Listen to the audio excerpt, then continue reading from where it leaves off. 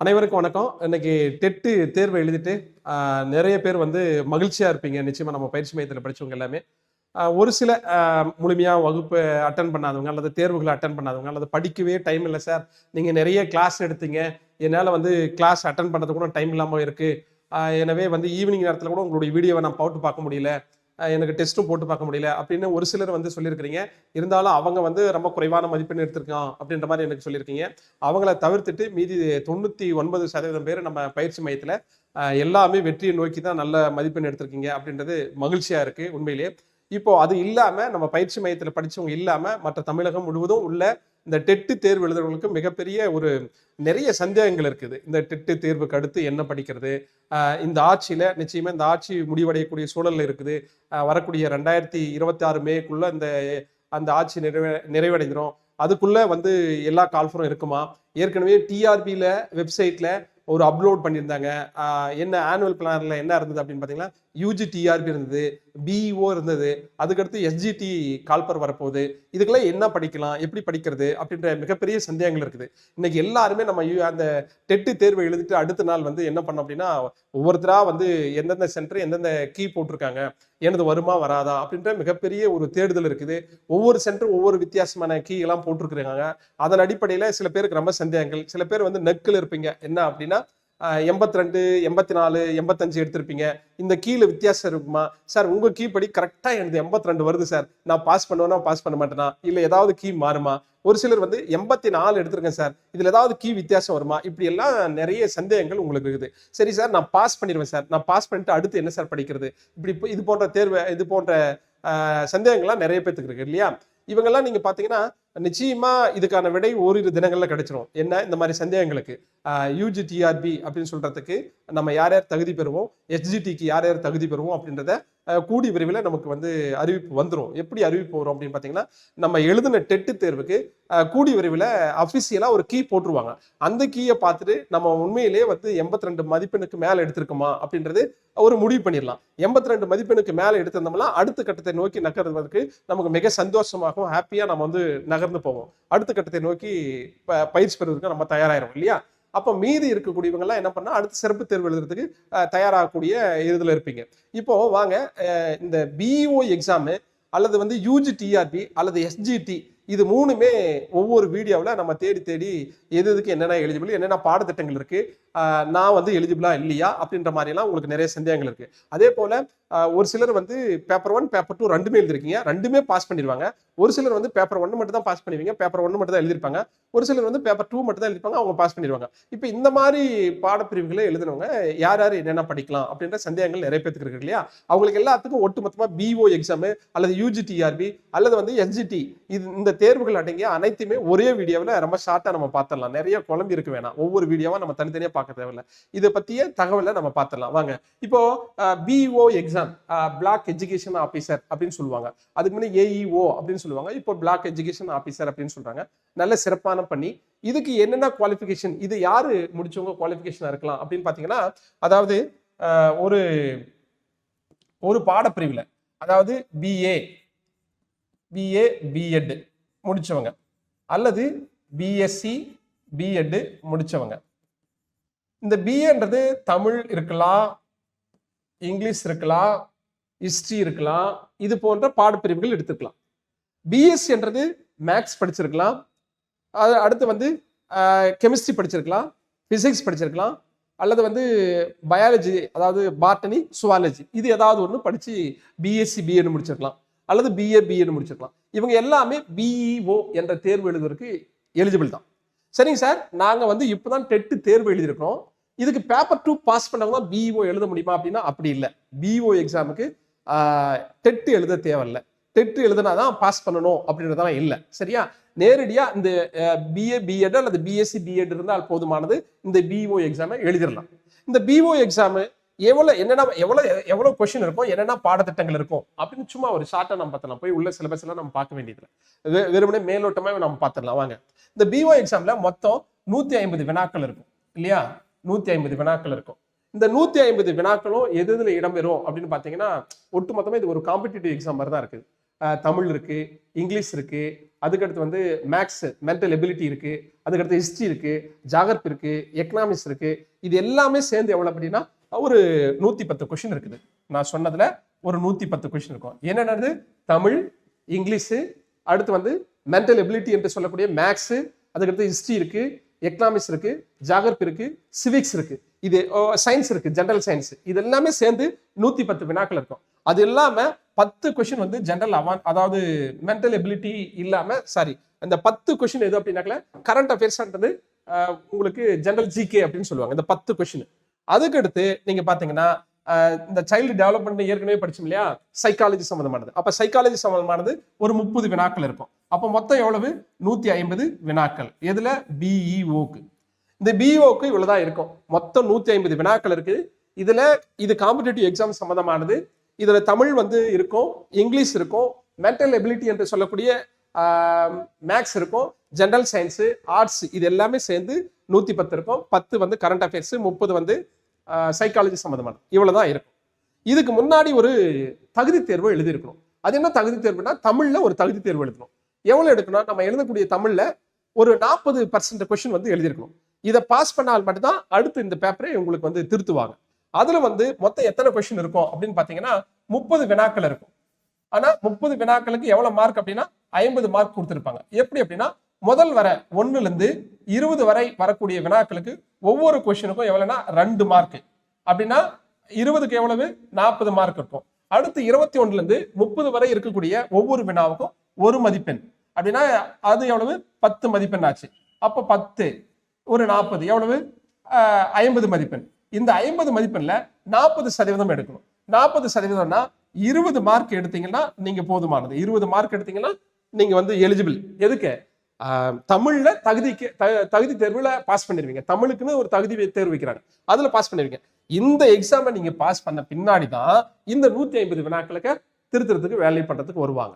அப்போ இது ரொம்ப எளிமையானதுதான். இதுல எவ்வளவு வேக்கன்ட் இருக்கு மொத்தம் அப்படின்னு பாத்தீங்கன்னா ஒரு 51 போஸ்ட் இருக்கிறதா நம்ம சொல்றாங்க. ரொம்ப சிறப்பான பண்ணி தான் பிஇஓன்றது. ரொம்ப சிறப்பான பண்ணி. என்னன்னா உங்களுக்கு கீழே வந்து அந்த இடைநிலை கல்வி இருக்கும் இல்லையா, அதாவது ஆரம்ப பள்ளி இருக்கு, துவக்க பள்ளி இருக்கு, நடுநிலை பள்ளி இருக்கு. இந்த ஸ்கூல் எல்லாம் போய் இன்ஸ்பெக்ஷன் பண்ணி நீங்க என்ன பண்ண போறீங்க அப்படின்னா எஜுகேஷன்ல எந்த அளவுக்கு டெவலப்மெண்ட்ல இருக்கிறாங்க அடிக்கடி ஆய்வு கூட்டத்துக்கு நீங்க போவீங்க. ஹெச்எம் எப்படி நடத்துறாங்க அல்லது வந்து டீச்சர்ஸ் எல்லாம் எப்படி நடத்துறாங்க அப்படின்ற ஆய்வு பண்ணுவீங்க. அது ரொம்ப சிறப்பான பண்ணி தான் வந்து பிஓன்றது. அப்ப பிஓ படிச்சு பாஸ் பண்ணி போகணும் அப்படின்னா என்னன்றதை நம்ம சொல்லியிருக்கோம். மொத்தம் 150 மதிப்பெண் அப்படின்றத நம்ம சொல்லியிருக்கோம். வாங்க யூஜிடிஆர்பி. இப்போ யூஜிடிஆர்பி இதுக்கு வந்து டெட் தேர்வை இல்ல, டெட் பாஸ் பண்ணிருக்கணும் அவசியம் இல்லை அப்படின்னு நான் சொன்னேன். ஆனா யூஜிடிஆர்பிக்கு இப்போ டெட் பேப்பர் 2 பாஸ் பண்ணிருக்கணும். டெட் பேப்பர் 2 பாஸ் பண்ணிட்டு தான் யூஜிடிஆர்பி நீங்க எழுத முடியும். அதுதான் தகுதியே. இப்போ அப்படின்னா இப்போ நடந்து முடிஞ்ச டெட் தேர்வுல 82 மார்க்குக்கு மேல எடுத்திருந்தீங்களா நீங்க எழுதலாம். இந்த 82 மார்க் யார் எடுக்கணும் அப்படின்னு பாத்தீங்கன்னா நீங்க அதாவது இடஒதுக்கீடு மாணவர்கள் அனைவருமே 82 மார்க் எடுத்துக்கணும். எஸ்டிக்கு வந்து எவ்வளவு எடுத்துக்கணும்? எஸ்டிக்கு சில பேர் வந்து மாத்தி சொல்லிட்டு இருக்காங்க. எஸ்சிக்கு வந்து மதிப்பெண் வந்து 60 அப்படின்னு. அது தவறா யாரோ சொல்லியிருக்காங்க. அதுல சில யூடியூப்லயும் நான் பார்த்தேன். அப்படி இல்லை. எஸ்டிக்கு மட்டும் டெட்ல 60 கொஸ்டின் எடுத்தா pass. SC, SCA, BC, BCM இவங்க எல்லாமே, அடுத்து வந்து எம்பிசி, இவங்க எல்லாமே எவ்வளவு எடுக்கணும்? 82 மதிப்பெண் எடுக்கணும். இப்ப இந்த இடஒதுக்கீடு இல்லாத மாணவர்கள் ஓசி அப்படின்னு சொல்றாங்க இல்லையா, அவங்க வந்து ஓப்பன் காம்படிஷன் அல்லது ஜெனரல் அப்படின்னு சொல்லுவாங்க. ஓப்பன் காம்படிஷன் அல்லது ஜெனரல், இவங்க வந்து 90 எடுக்கணும். இதான் வந்து தகுதி தேர்வுல இப்போ ஒதுக்கி இருக்கிற மார்க் அலாட்மெண்ட். இவ்வளவு எடுத்திருந்தா இவ்வளவு நீங்க இதுக்கு மேல எடுத்து பாஸ் பண்ணிருந்தீங்களா யூஜிடிஆர்பிக்கு போகலாம். அப்ப யூஜிடிஆர்பில என்ன சிலபஸ் அப்படின்னு பாத்தீங்கன்னா யூஜிடிஆர்பி அதே போலதான், ரொம்ப ஈஸி தான். அப்ப யூஜிடிஆர்பி எழுதுறதுக்கு டெட்டை பாஸ் பண்ணிருக்கவங்க போகணும். டெட் யார் யார் பாஸ் பண்ணிருப்பீங்க? ஏதாவது ஒரு டிகிரி வித் பிஎட் பண்ணிருக்கவங்க பண்ணிருவீங்க இல்லையா. அப்ப அந்த யூஜிடிஆர்பி வருது. யூஜிடிஆர்பியை பொறுத்தளவுக்கு இங்கேயும் 2 தாள்கள் இருக்கும். என்னென்ன இருக்கும் அப்படின்னு நீங்க பாத்தீங்கன்னா, ஒண்ணு வந்து தமிழ் தகுதி தேர்வு இருக்கும். இதுல 30 வினாக்கள் இருக்கும். தமிழ் தகுதி தேர்வுல 30 வினாக்கள் இருக்கும். இந்த 30 வினாக்கள்ல முதல்ல 1ல இருந்து 20 வரை 2 மார்க் ஒவ்வொரு வினாக்கும். இதுக்கு வந்து எவ்வளவு கொடுத்திருப்பாங்க? 40 வினாக்கள் கொடுத்துருவாங்க. 40 மார்க் கொடுத்துருவாங்க. அடுத்து 21ல இருந்து 30 வரை ஒவ்வொரு கொஸ்டினுக்கும் 1 மதிப்பெண். அப்போ இங்க 10, மொத்தம் எவ்வளவு? 50 மதிப்பெண் கொடுத்துருவாங்க. இப்ப இந்த 50 மதிப்பெண்ல நாம எவ்வளவு எடுக்கணும் அப்படின்னு நீங்க பாத்தீங்கன்னா, இந்த 50 மதிப்பெண்ல நீங்க அதிகபட்சமா 20 மதிப்பெண் எடுத்தா போதுமானது, நீங்க குவாலிஃபைட் ஆயிருவீங்க.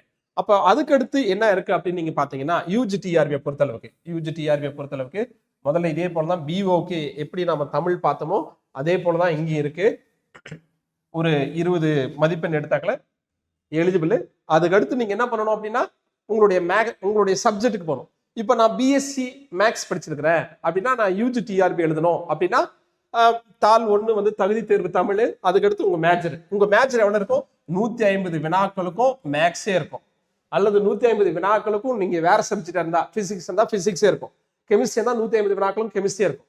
அப்போ உங்க ஓன் சப்ஜெக்ட் தான் யூஜி டிஆர்பில 150 வினாக்களும் இருக்கும். இந்த 150 வினாக்கள் கொள்குறி வகை வினாக்கள் தான். தமிழ் இங்கிலீஷ் பைலிங்குலாவே இருக்கும். அப்போ யூஜி டிஆர்பியை பொறுத்த அளவுக்கு தமிழ் தகுதி தேர்வு ஒன்று இருக்கு, அது ஒரு அரை மணி நேரம் கொடுப்பாங்க. அதுக்கடுத்து 3 மணி நேரம் 150 வினாக்களுக்கு கொடுப்பாங்க. இதுதான் யூஜி டிஆர்பியை பொறுத்த அளவுக்கு. இந்த எஸ்ஜிடி தேர்வு அப்படின்றது செகண்ட் கிரேட் டீச்சர் அப்படின்னு சொல்றோம். அப்ப இடைநிலை ஆசிரியர்களுக்கான தேர்வு, இது நியமன தேர்வு அப்படின்னு சொல்லுவோம். செகண்ட் கிரேட் டீச்சர் அப்படின்னு சொல்லுவோம், நியமன தேர்வுன்னு சொல்லுவோம். இதுக்கு யார் எலிஜிபிள் அப்படின்னாக்கல இந்த பேப்பர் 1 பாஸ் பண்ணவங்க எலிஜிபிள், அவங்க தான் அட்டன் பண்ண முடியும். சார் நான் டெட் பேப்பர் 2 பாஸ் பண்ணிருக்கிறேன் எஸ்ஜிடி எழுதலாமா? அவங்க எலிஜிபிள் கிடையாது. இடைநிலை ஆசிரியருக்கான தகுதி என்ன அப்படின்னா பேப்பர் 1ல பாஸ் பண்ணியிருக்கணும், அவங்க மட்டும் தான் இந்த எஸ்ஜிடியை எழுத முடியும். இந்த எஸ்ஜிடின்றது செகண்ட் கிரேட் டீச்சர், இது நியமன தேர்வு. இந்த தேர்வை பாஸ் பண்ணிட்டா வேலை. சரி, அது எப்படி எக்ஸாம் இருக்குது அப்படின்னு பார்த்தோம்னா ஏற்கனவே நமக்கு தெரியும் எவ்வளவு வினாக்கள் அப்படின்னு தெரியும், சில பேர் எழுதிருப்பீங்க. இதுல என்ன அப்படின்னா நம்ம ஏற்கனவே சைக்காலஜி படிச்சிருக்கிறோம், அதனால சைக்காலஜி இங்க இல்ல. எதுக்கு இல்ல? யூஜி டிஆர்பிக்கு சைக்காலஜி இல்ல, எஸ்ஜிடிக்கு சைக்காலஜி கிடையாது.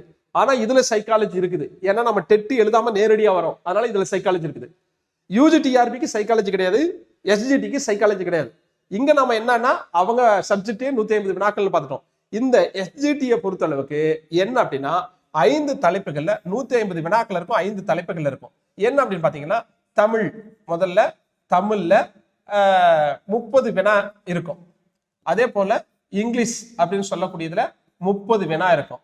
அதுக்கு அடுத்து மேத்ஸ் என்று சொல்லக்கூடியதுல 30 வினா இருக்கும். அடுத்து சயின்ஸ் அப்படின்னு சொல்லக்கூடியதுல 30 வினா இருக்கும். அடுத்து சோசியல் சயின்ஸ் என்று சொல்லக்கூடியதுல 30 வினா இருக்கும். எத்தனை டாபிக் இருக்கு? 1 2 3 4 5, இந்த 5 தலைப்புகள் இருக்கும். அப்ப 5 15, அப்ப 150 வினாக்கள் இருக்கும். எதுல? எஸ்ஜிடில. அப்ப தமிழ்ல ஒரு 30 கொஸ்டின் இருக்கும், இங்கிலீஷ்ல 30 இருக்கும், மேத்ஸ்ல 30 இருக்கும், சயின்ஸ்ல 30 இருக்கும், சோசியல் சயின்ஸ்ல 30 இருக்கும். இந்த தமிழ்ல நம்ம ஏற்கனவே படிச்சிருக்கோம். இந்த பேப்பர் 1க்கு 6 8 10 வரை நம்ம தமிழ் படிச்சிருக்கோம். அதே மாதிரி இங்கிலீஷும் நம்ம படிச்சிருக்கோம். நம்ம இன்ஸ்டியூட்ல படிச்சவங்க இங்கிலீஷ்ல நல்ல மதிப்பெண் எடுத்திருக்கீங்க, 30 போட்டிருக்கீங்க, 28 போட்டிருக்கீங்க. நம்ம காளிப்பன் ஐயா வந்து இங்கிலீஷ் அவ்வளவு சிறப்பா எடுத்திருக்கிறாரு. அதே போலதான் தமிழ் வந்து ரொம்ப சிறப்பா பண்ணிருக்கீங்க. தமிழ் வந்து தமிழாசிரியர் நம்ம ராஜசேகர் எடுத்தாரு, அவ்வளவு சிறப்பா பண்ணிருக்கீங்க. அதே போல மேக்ஸ் நம்ம சரவணன் சார் எடுத்திருக்கிறாரு, அவ்வளவு சிறப்பா பண்ணிருக்கீங்க. இத ஏற்கனவே நல்லா படிச்சிருக்கீங்க நம்ம இன்ஸ்டியூட்ல, சரியா? இதோட கூடுதலா இவிஎஸ் அப்படின்றது பெரிய போக்கஸ் பண்ண தேவையில்ல, நம்ம கொடுத்ததை மட்டும் படிச்சா போதும், ஏன்னா இது தகுதி தேர்வு தானே அப்படின்னு நம்ம சொன்னோம். அதனால இதுகளை நீங்க என்ன பண்ணிருக்கீங்க? இவிஎஸ் என்ற வகையில நீங்க படிச்சிருப்பீங்க. இது வந்து இப்போ 60 கொஸ்டின் இருக்கு. அப்போ ஒட்டு மொத்தத்துல இதுல 5 டாபிக்கும் சேர்ந்து 150 வினாக்கள் இருக்கு இல்லையா? அப்ப இந்த 150 வினாக்களுக்கு நீங்க குறைந்தபட்சம் எவ்வளவு எடுக்கணும்னா 100 வினாக்களுக்கு மேல, அதாவது ஒவ்வொரு வினாக்களுக்கும் 1 மதிப்பெண். அப்ப 100 மதிப்பெண்ணுக்கு மேல எடுத்துங்களுக்கு தான் லாஸ்ட் டைம் நம்ம இன்ஸ்டியூட்ல படிச்ச எஸ்ஜிடி கிளியர் பண்ணவங்க இப்போ ஆசிரியர்களா ஒர்க் பண்ணிட்டு இருக்காங்க. அப்படின்னா நம்ம குறைந்தபட்சம் எவ்வளவு வாங்கணும்? 100 வினா வாங்கணும் கட்டாயம். குறைந்தபட்சம் 100 எடுத்தா நம்மளுக்கு போஸ்ட் கன்ஃபார்மா இருக்கும். அப்போ நம்ம ஏற்கனவே தமிழ் படிச்சிருக்கோம், இங்கிலீஷ் படிச்சிருக்கோம், மேக்ஸ் படிச்சிருக்கோம், ஈஸி தான். 30 அருமையா தூக்கலாம். அப்போ இன்னும் கொஞ்சம் கூடுதலா எஃபோர்ட் பண்ணலாம். இந்த படிக்கிற பீக்ல அப்படியே படிச்சுட்டோம்னா ஈஸியா பாஸ் பண்ணிடலாம், சரியா? ரைட். அடுத்து வந்து சயின்ஸ், சோசியல் சயின்ஸ் இதான் படிச்சிருக்கோம். அப்ப இது எல்லாமே நீங்க இப்ப படிச்சிருக்கிற இதே பீக்ல நீங்க எந்த விதமான ஆசிலேஷனும் இல்லாம இந்த கவர்மெண்ட் அறிவிப்பு கொடுக்குமா கொடுக்காதா, இல்ல மே மாசம் தான் எலெக்ஷன் வருது, அதுக்குள்ள இந்த அரசாங்கம் இல்ல எப்படி பண்ணுவாங்க அப்படின்ற சிந்தனையெல்லாம் உங்களுக்கு இருக்கக்கூடாது. என்னுடைய வேலை என்ன? நான் படிக்கிறது என்னுடைய வேலை. நான் படிச்சு தயாராயிட்டு பின்னாடி தான் அடுத்த தேர்வுக்கு போறேன். தேர்வு அவன் எப்பனாலும் வைப்பான், அதை பத்தி நீங்க கவலைப்படக்கூடாது. அதுவரை என்ன பண்ணணும்? படிச்சுட்டே இருக்கணும்.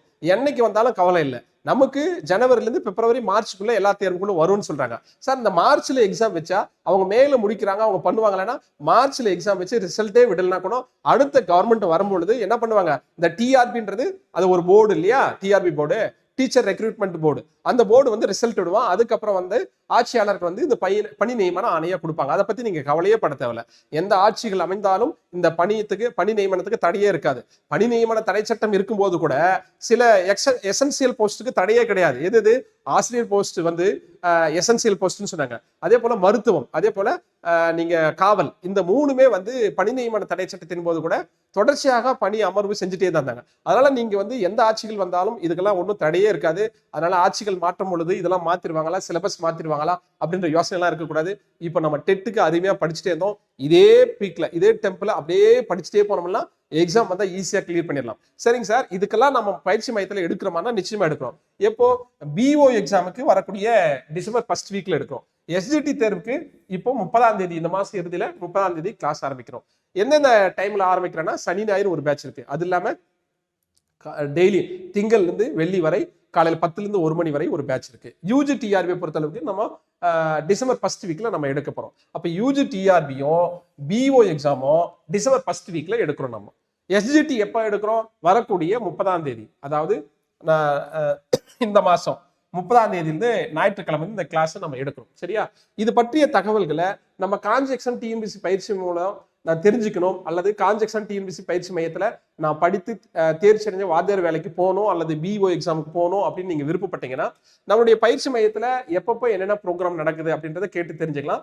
அது இல்லாம இதுக்கான பயிற்சி மையத்துக்கான பயிற்சிக்கான கட்டணங்கள் எவ்வளவு அப்படின்றதையும் நீங்க இந்த 2 நம்பர்களை தொடர்பு கொண்டு விவரங்களை கேட்டுக்கலாம். ஒன்று 9842051499 என்ற எண்ணுக்கும் 9150302456 என்ற இந்த 2 எண்ணுக்கு தொடர்பு கொண்டு நீங்க நம்ம பிஇஓ எக்ஸாம் பற்றிய தகவலையும், யூஜி டிஆர்பி பற்றிய தகவலையும், அல்லது ஹெச்ஜிடி பற்றிய தகவலையும் முழுமையா கேட்டு தெரிஞ்சுக்கலாம். நிச்சயமாக நம்ம பயிற்சி மையத்தில் படித்தவங்க எல்லாமே அதுக்கடுத்து வரக்கூடிய எல்லாருமே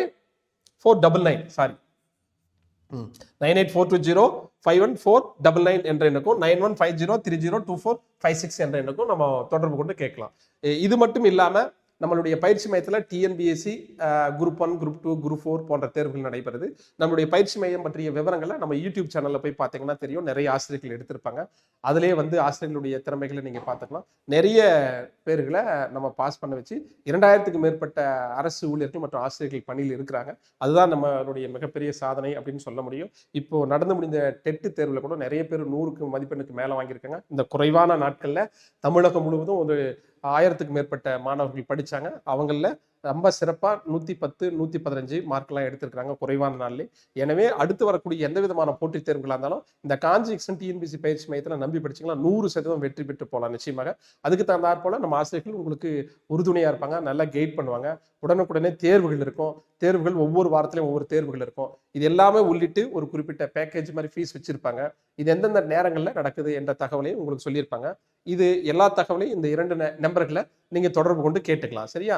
நீங்களும் இந்த கான்ஜெக்ஷன்ல ஏற்கனவே படிச்சு பாஸ் பண்ணிட்டு வேலையில் இருக்கிறவங்க போல நானும் வேலைக்கு போகணும் அப்படின்னாக்கல நிச்சயமாக இந்த வார இறுதிக்குள்ள நீங்க அட்மிஷனை போட்டுக்கிட்டு நம்ம கான்ஜெக்ஷன் டிஎன்பிசி பயிற்சி மையத்துல படித்து பயனடையலாம். ஓகே, நன்றி, வணக்கம்.